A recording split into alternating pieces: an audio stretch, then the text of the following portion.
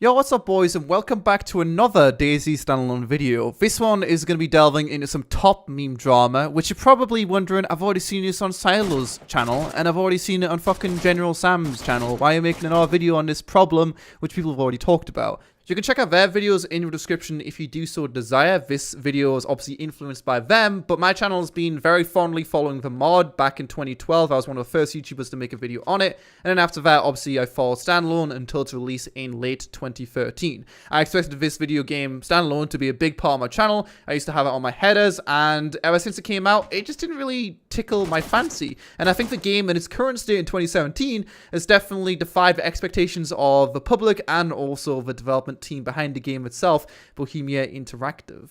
Anyway, without blobbering on too much, let's talk a bit about the original roadmap for standalone in 2014. At the end of 2014, they released this roadmap, which I've looked through all these points, and I can tell you how many are actually in the game right now. I'll highlight the ones which are actually in game right now, and it's pretty shocking that a roadmap which was supposed to be all these features done in 2015 is still less than 50% complete, even when it is now 2017, almost 2 years, I guess, technically later. In case you're curious as to how many exactly that is, there's 10 points which are highlighted, and in total there's 27 points which they wanted to be added by the end of 2015. And again, just in case you forgot, it's fucking 2017. I don't know how people still defend this game to this date, as General Sam also said. Bohemia did end up responding in the comment section of General Sam's video, which I doubt they will in this video. And don't get me wrong, I like Bohemia. I play that game armor-free on the reg.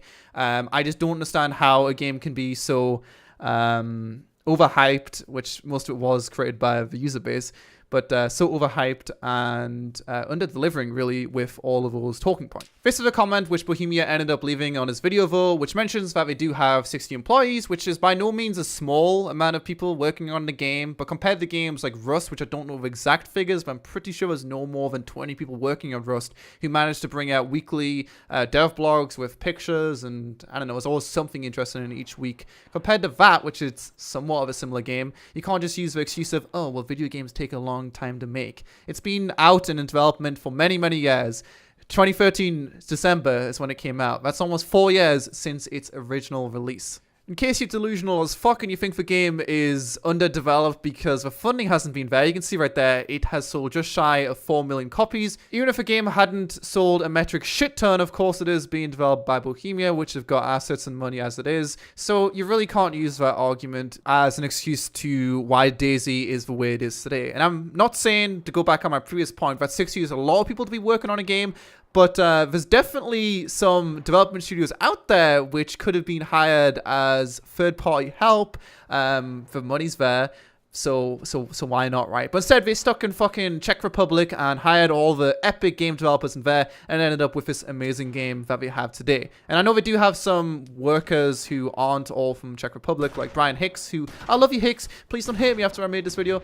Not that he was necessarily working on, you know, the engine side or anything like that on the game. But I still do feel like with money like that, the money was put in the wrong fucking pockets. And that is one of the biggest things which has made the game the way it is today. It's not fucking terrible, it's okay. The 0.6 patch, which by the way is one of the 2 major patches which came out in 2016, which is it's a pretty cool fact right there, compared to the previous years when it was a lot more. I get 0.6 was big, but still. But it's just kind of shocking. It reminds me a bit of H1Z1, John Smedley saying, oh yeah, we're going to add parts to the map. It's going to be as big as America. DayZ reminds me of that. Rocket was talking about how there's going to be 150 players per server back in 2012 when I talked to him at Rezzed. And still to this day, we've got, what, 50, maybe 60 people per server? I really don't know. But no one near 150 because you know what? It lags like fucking shit. And then there's also the claim of, oh yeah, there's going to be modding in soon, which could be cool, right? We could have Namas, we could have more than one map. Shinaris, which I don't know why they expanded the map and made it bigger when there's hardly anyone per server as it is. People don't explore these new areas which have spent hundreds of hours on. I get it, games cost a lot of money and take time to develop, especially one with such a big idea of having this massive open world with zombies and loot, which a lot of those things don't really work too well. But regardless of those facts, does it make everything I've mentioned in the video with the deadlines for the game excusable? I don't really think so. And if anyone's got some solid excuses, you know, make sure to leave them in the comments so that way people can get angry at you. Or maybe I'll be like, damn, dude, you're a fucking genius. But either way, you shouldn't say things which aren't true. And that's happened time and time again with DayZ. Not quite to the extent of H1Z1, which I don't understand how King of the Kill is third most popular game on Steam right now, considering they have such a shady past with John Smedley and SOE.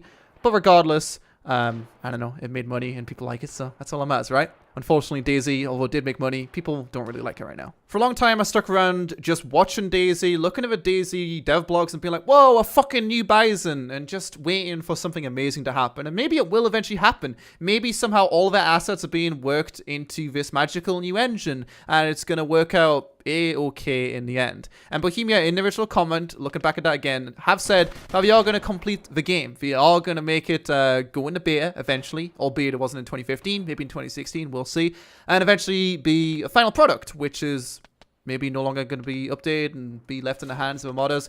I guess we'll see. I hope it is, but still, Bohemia still do have a lot to say about all of these crazy things when you think about them, when they really haven't kind of made solid excuses for them past the fact that they were internal deadlines, and that that doesn't reflect the final outcome.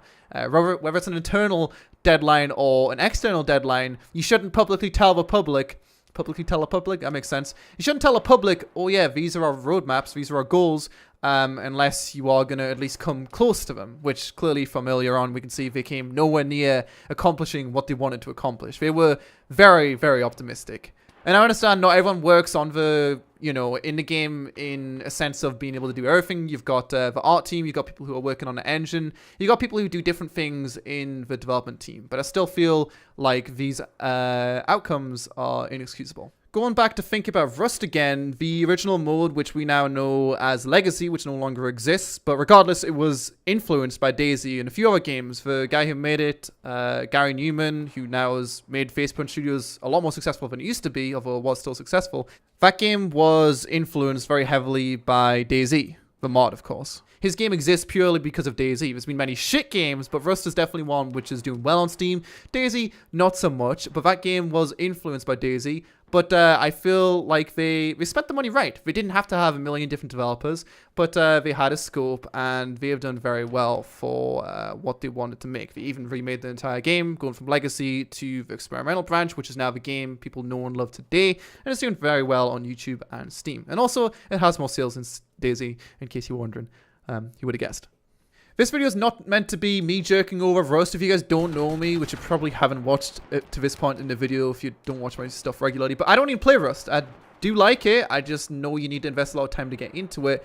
But that game, and I guess PlayerUnknown's Battlegrounds, is a very good, I guess, kind of game which has a similar scope, which has been in development for less time than DayZ. In fact, PlayerUnknown's Battlegrounds, I think, has been in development for just over a year and a half.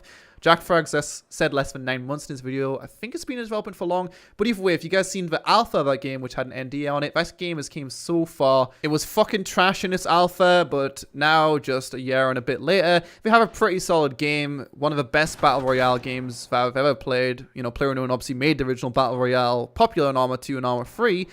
So it's good to see. But it's cool to see that, you know, making a game not suck dick, even in a short amount of time as possible, but then even on a longer time span with Rust on Unity, that can also work out very well, whilst also having a procedurally generated map, but also a beautiful and pretty good running game, I guess I can say, for both Rust and PlayerUnknown's Battlegrounds. My point of comparing DayZ to those other two games is it's not impossible to make the game good. It's not impossible to make it the pinnacle of the survival genre.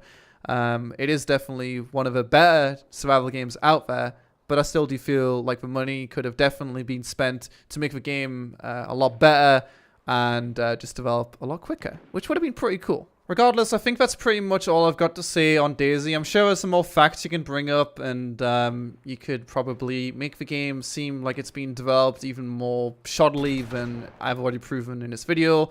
Although I do have definitely some similar points to the two videos which I mentioned earlier. Hopefully I did show you guys some stuff which maybe you didn't know about. And I definitely think with time, the game, if it continues to be developed by Bohemia, which there's no reason for them to disappear considering they still do actively develop Arma 3 and they've done a good job there. This is not a fuck Bohemia video. Please don't ban me from all of your video games, guys. Otherwise I'll have no job. That would suck. But yeah, with time, they can definitely develop it and make it what they originally wanted it to be. It's definitely never going to have the same old feel that the Arma 2 DayZ mod did have to it. I don't know what really makes the Arma 2 DayZ mod feel that way. And I feel like if people seen them literally just replicated on a new engine, everyone would say, oh my god, this is exactly the fucking same. But instead, they try to do something a bit different with farming and all of this weird shit in the game. And now people are complaining that it's not like the Arma 2 DayZ mods. I'm not going to make that point in this video, although I do definitely prefer Arma 2 DayZ mod to standalone with the 0.6 patch and the future player movement patch 0.63, where we're going to be changing that so it's not as clunky and shit like that. I'm sure it's a game I'll go back and check out, and once modding's in, then that's even more stuff to check out. So I'm by no means saying the game's shit, although I have kind of said that already. I just I don't know what the fuck's going on.